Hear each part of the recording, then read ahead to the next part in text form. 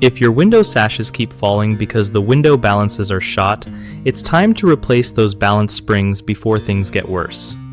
Okay, so first off, you want to check what type of window balances your home has because there are a bunch of different kinds like spiral, block and tackle, or channel balances.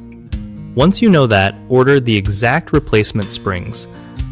Trust me, using the wrong one will just mess things up more. When you're ready to swap them out, start by carefully removing the sash so you don't break any glass or trim. Then, take out the old balance springs. Sometimes they're stuck, so a little WD-40 or gentle prying helps here. After that, install the new springs in the exact same spot and way the old ones came out. No shortcuts. Make sure the tension is right, or your window won't stay up properly and might slam shut.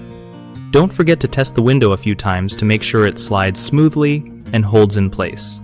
If it feels off or too heavy to lift, double-check your work or call in a pro to avoid any injuries. One of the biggest problems with window balance springs is picking the wrong size or type, which makes the sash fall or not stay put. Fix this by matching your exact window model or taking measurements before buying. Another common issue is messing up the tension during installation. Too tight or too loose will wreck the balance. Take your time to adjust slowly and test repeatedly. Lastly, people often ignore worn-out parts like pivot bars or clips that go with the balance springs, causing the whole thing to fail even after you replace springs. Make sure to inspect and swap those too if they look old or broken.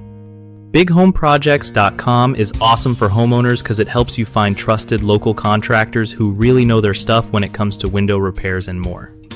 If you're a contractor, it's a great spot to connect with people needing work done and build your business without all the hassle.